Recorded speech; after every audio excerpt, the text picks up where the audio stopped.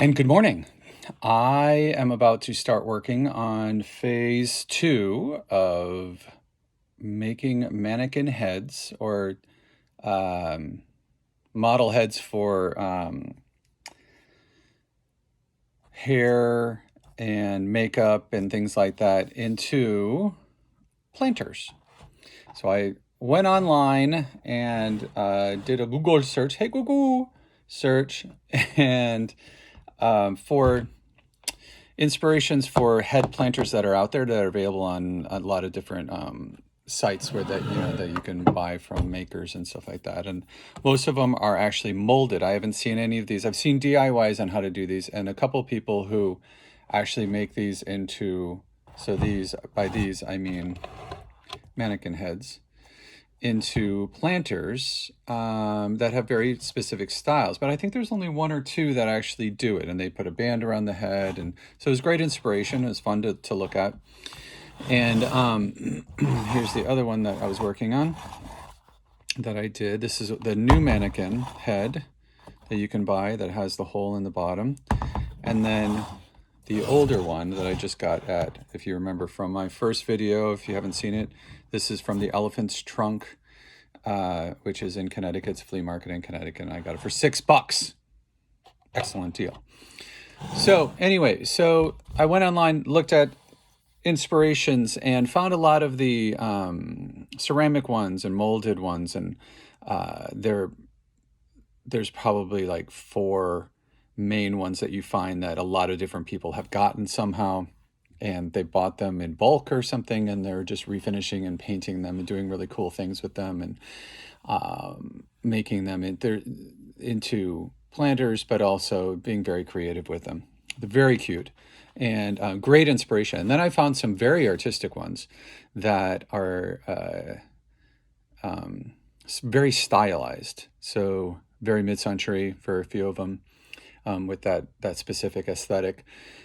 And also wanted to figure out if people were doing what I want to do, which is make them look, most of them to look not like plastic mannequin heads, but to maybe look like stone and things like that. And I did order the Quickcrete stuff that basically you can use with fibers in it, that is like using clay on top of the actual mannequin head. So I'll do that because I ordered a couple of more foam ones. Yeah, I know I ordered more. They're coming. But they're just foam. They don't have the rubber surface, and they're not the hard plastic like this little guy over here.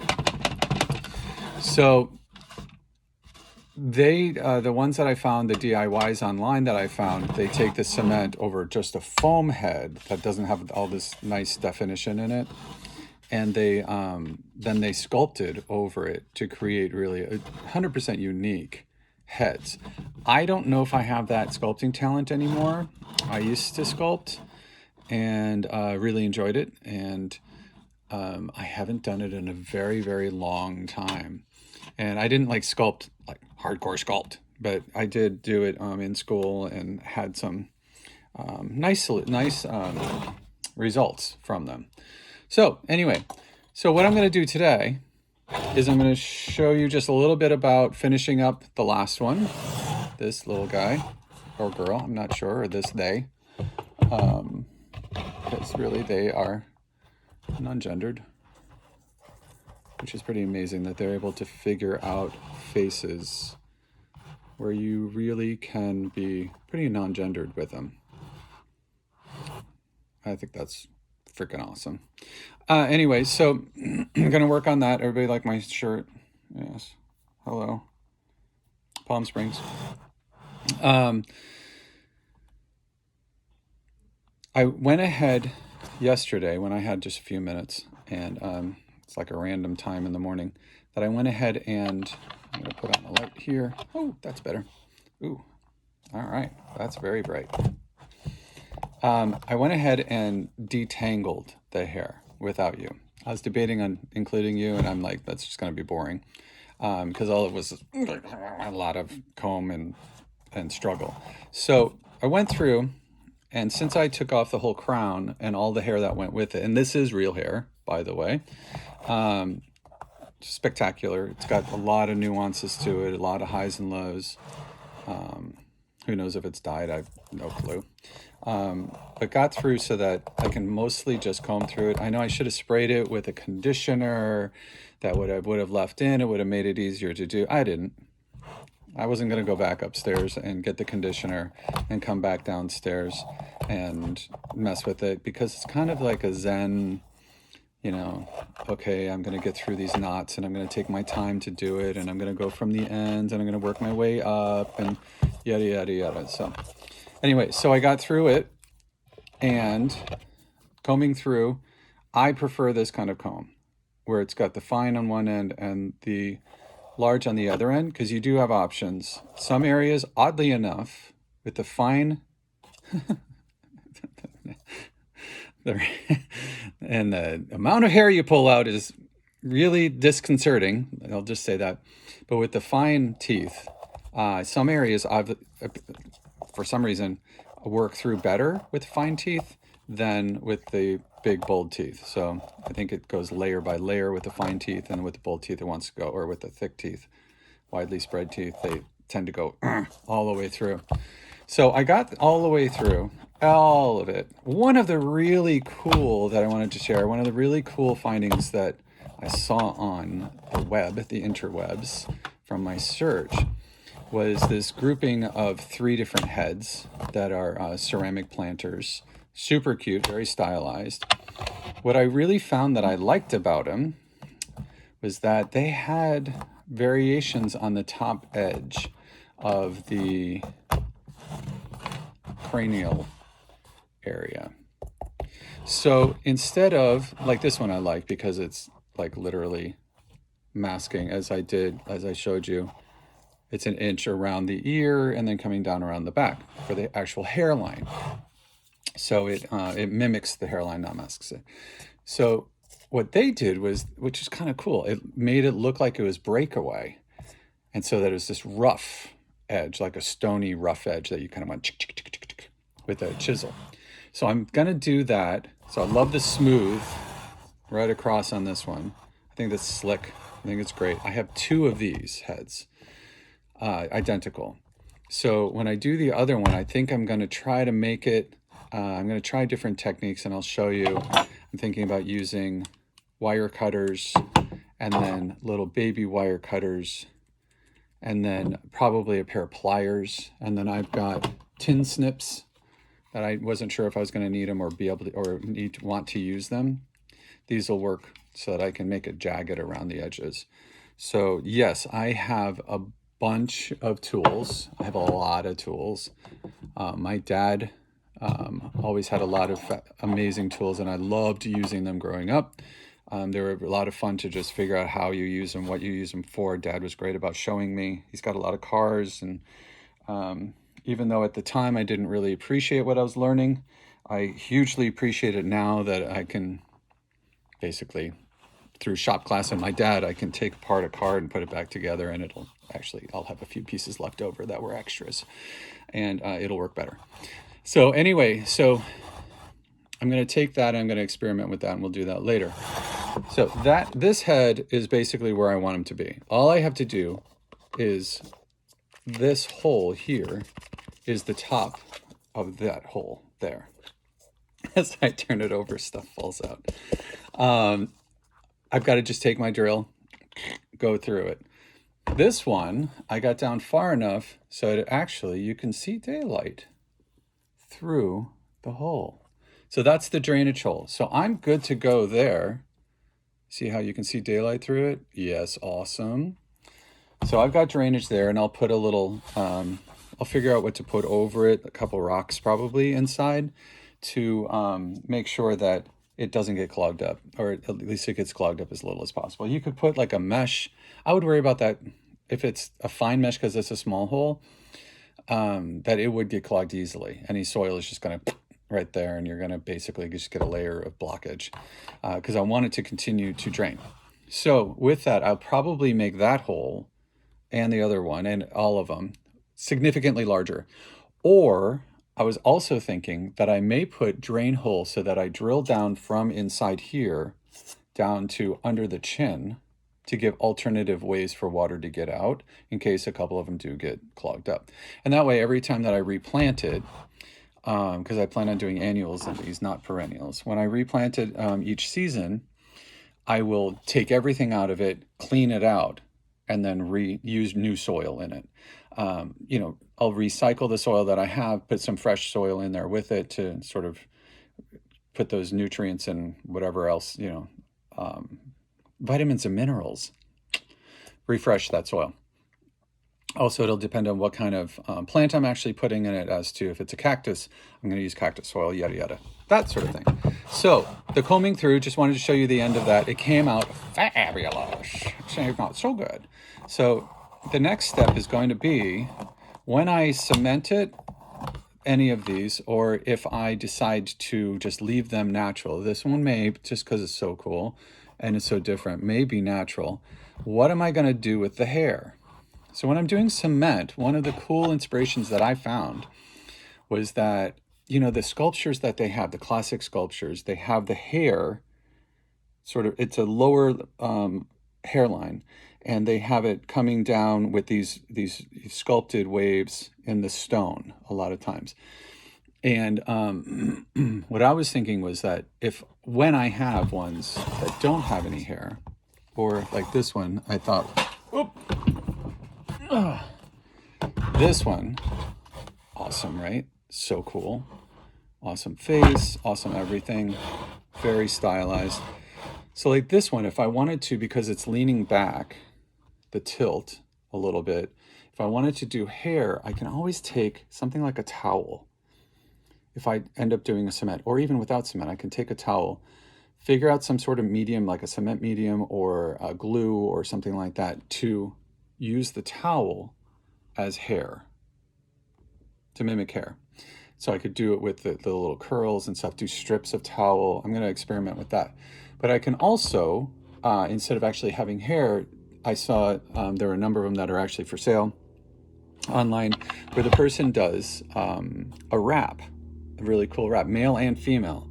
So it's got sort of like a woman's hair wrap that comes around with like a bow, or, you know, or a bloom. And then they also had, you know, sort of a range of masculine, feminine, and anything in between, which would be kind of nice that it doesn't necessarily need to be like hyper masculine or hyper feminine.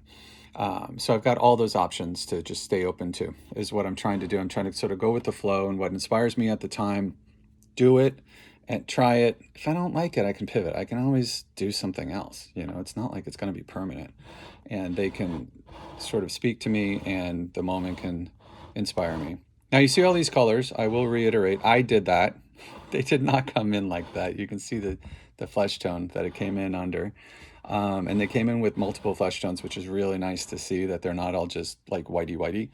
That it's really beautiful that they have all different, not all different, but a significant number of tones for skin tones. And I got the ones where I liked the shape, because I wasn't really concerned, because I wanted to put them into a medium. It looked like a medium that is not rubber, plastic, dip plastic, stuff like that. This one did come with eyelashes, as you can see. Pretty awesome, that are coming off. So I'm going to keep the eyelashes, I think, and reglue them. I'll probably take them off and then put them on afterward. But so we'll see. This one's the cranium's gonna come off. Cranium, I don't know if that's the right word. That scalp, and then brains out. But really today, the next step is we're gonna work on, and look what I found. I found my little thingy. This came with one of the heads, and this is made to hold the head. You screw it down, tighten it, and you can work inside the head this way. Pretty cool, right? That's what I was talking about in the last video. It came with, I think, with these.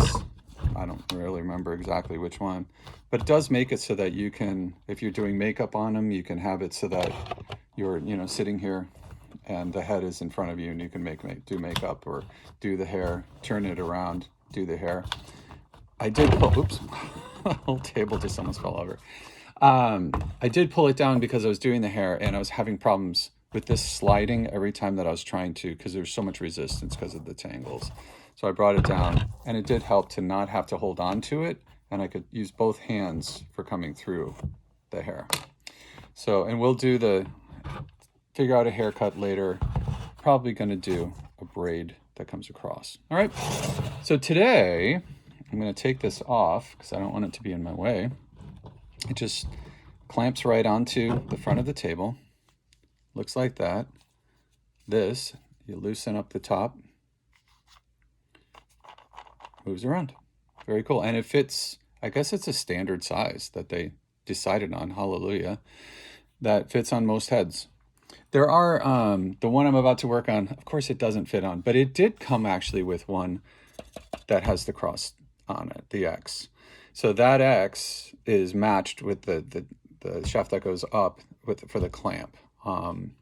This, as I mentioned last time, came with a wig. It was a Technicolor wig that was clipped on. It has loops in it that is clipped on.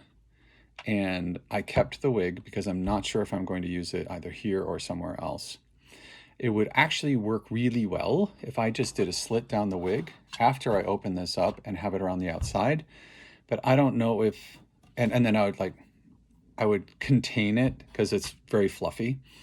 I don't know if I'm going to do that. So, because I think I'm just cutting off all these clips. I can always glue it on. I mean, I've got fabulous super glues, the gel super glue and the regular. I buy it from Ocean State Job Lot, and it comes in like a big bottle. So you don't like have to do the little tiny bottles, and it's very cost effective. So today is this one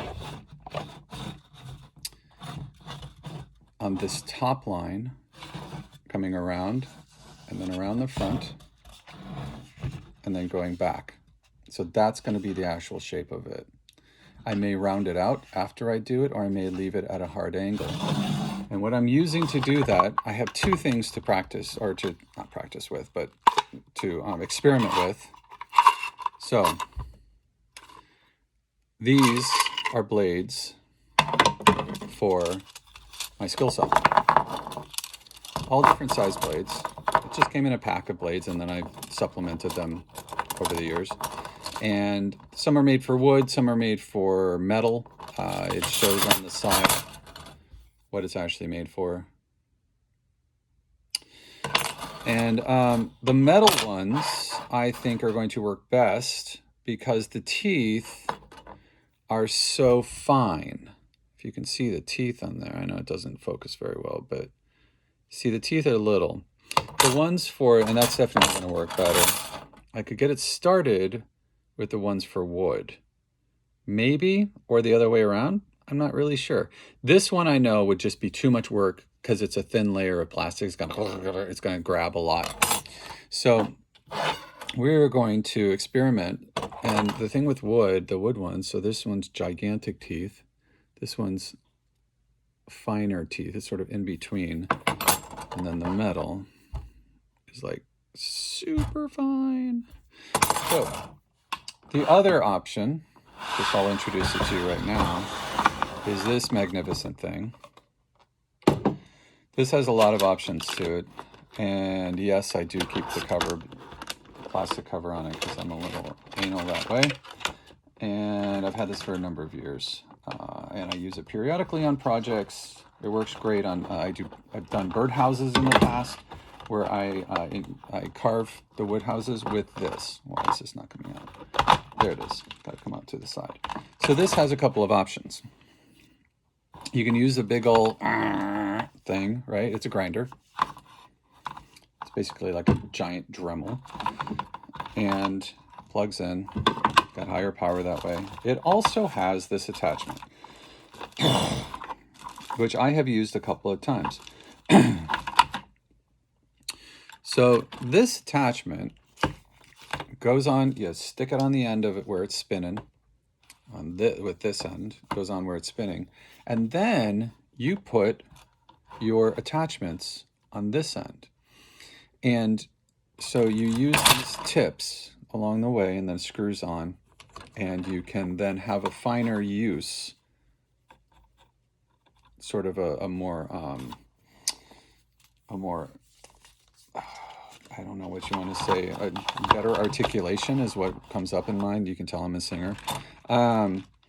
So what I'm going to do though is I'm just going to use the big old thing. I'm going to see how the saw blade works first, which should work just fine. This is a kind of, if it doesn't and it's not going fast enough, I'm going to go and go around the edge. Because I have, where is it? I have a, right here. I have stone that I'll just use to grind right around the edge. And the stone disc gets put on the holder, and it works actually very well. I've used it in a number of places. If I try to use it on metal, it doesn't work so great because they're just not that strong, but for something like this, it definitely will work. Excuse me, I'm gonna sneeze. Jeez Louise. It's very dusty right now. All right, so putting that aside, getting that out of the way, cleaning up my workspace, because I can't stand a cluttered workspace. It drives me nuts. All right, here we go. So, down to business. Less of me talking, more of me doing. Here we go. I'm going to start with the fine tooth. Let's see how this does. And I guess I'm just going to jam her down on the table. So, let's go. Ooh. Okay, that's going to take 3 days. Let's see if the next bigger teeth, that's that medium toothed one. Ooh, that's better.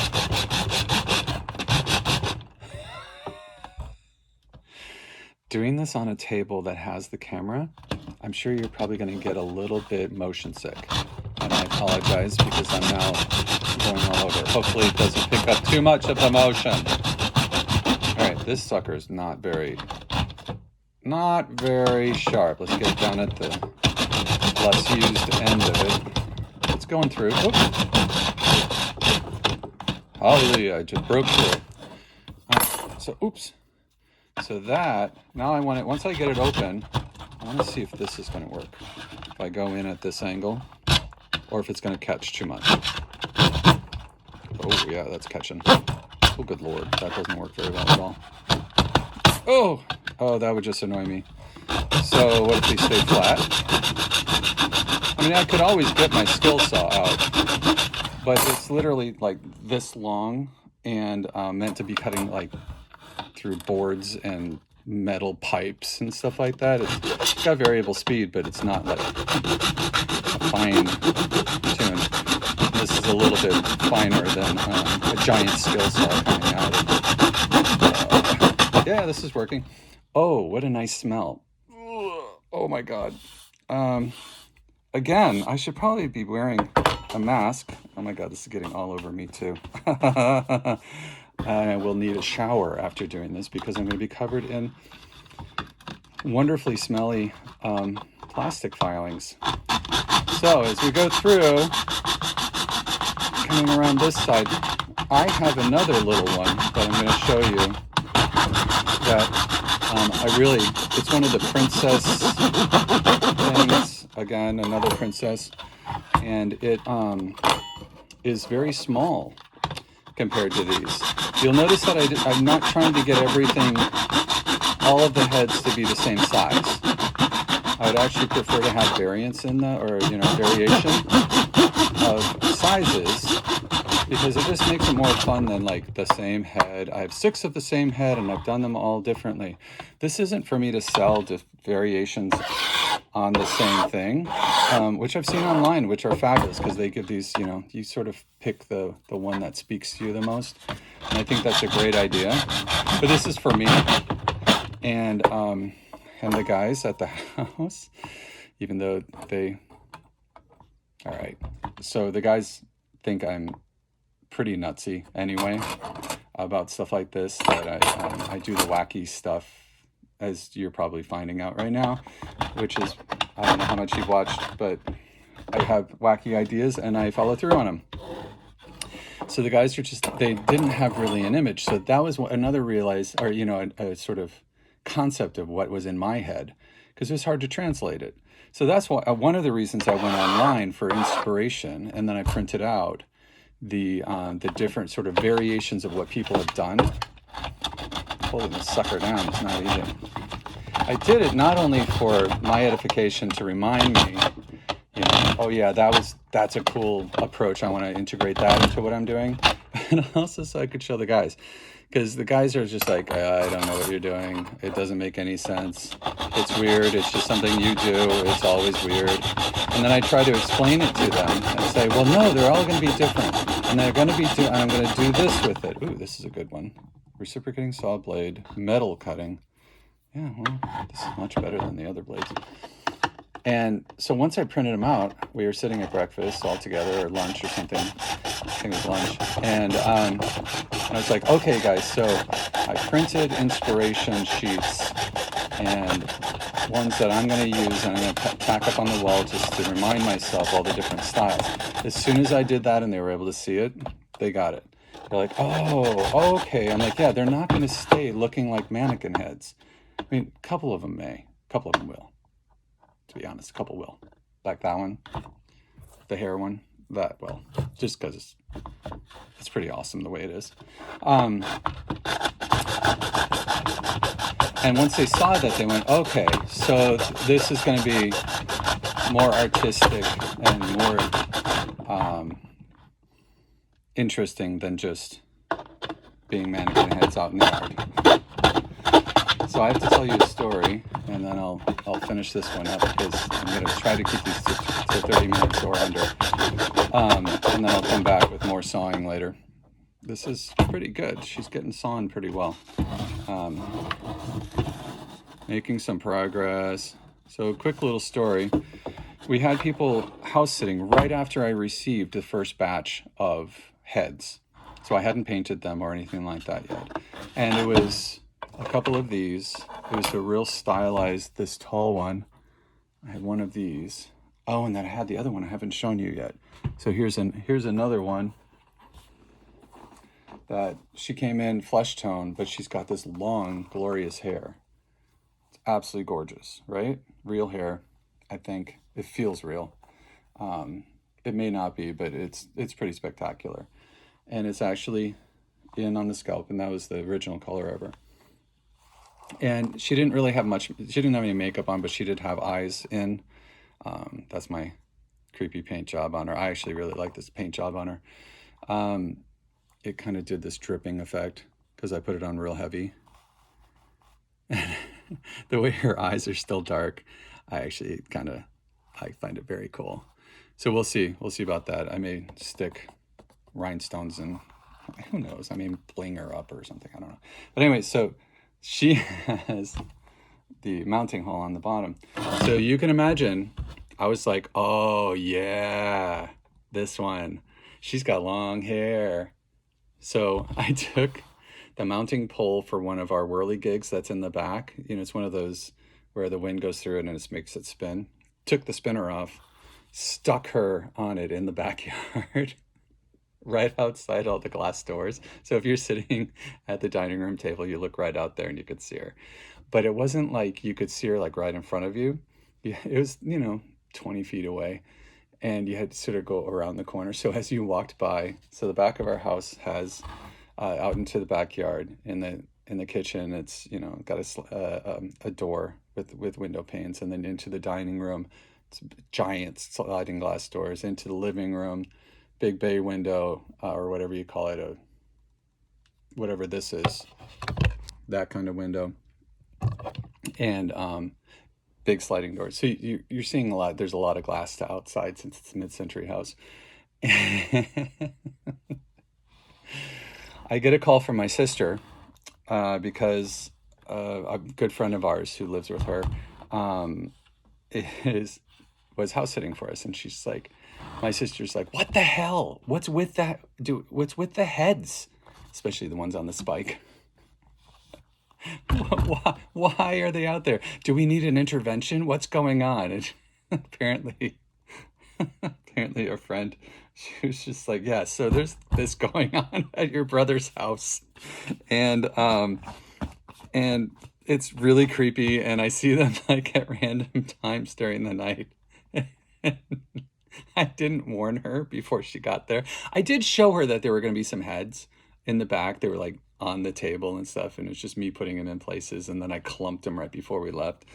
And so two different people were house sitting at two different times, and the guy in front of us who was house sitting the first time, he texts, I'm like, hey, how are you doing, texting him. And it was a 4-day weekend that we were gone. And he's just like, what's with the heads? Oh my God, scared me. Every time I'd walk by, there's like a head on a spike outside. It's like, you know, I don't even know. It's like there's been a massacre, and what the heck? And I'm just like, it's kind of Game of Thrones, you know? It's like this bizarre head thing going on. So if you're not gonna have fun with it, I don't know. So I just thought it was freaking hilarious. And so my sister thought there might need to be an intervention for all the heads on stakes and random decapitated heads around the yard. Oh, I also put another one. I put another one in the garden on like a short stake that I had. That was like, you didn't really notice it unless you'd like, oh, it's so pretty. Look at the and a head. And yep, there's a head. And she looked like normal. She wasn't painted yet. So fun friends, follies on how to freak friends out with decapitated mannequin heads. Well, just mannequin heads, they're not decapitated, out in the yard. So anyway, so I'm going to continue getting through this. Going to continue sewing all the way around on that top line and get that off. And when I pick up, I will show you where I'm at. And we'll explore how to use this one and what to do with this one once I hollow or get into the hollow core of her head. All right. So it seems like this blade, it's a brand new one, which is probably why it's working best, is the good one. And all I'm going to do is I'll just tell you again, reiterate, this is definitely the best motion. This is all just catching unless I go in one direction. If I just push, it does really well. But scoring, getting a groove, and then going in works real well. Okay, bye.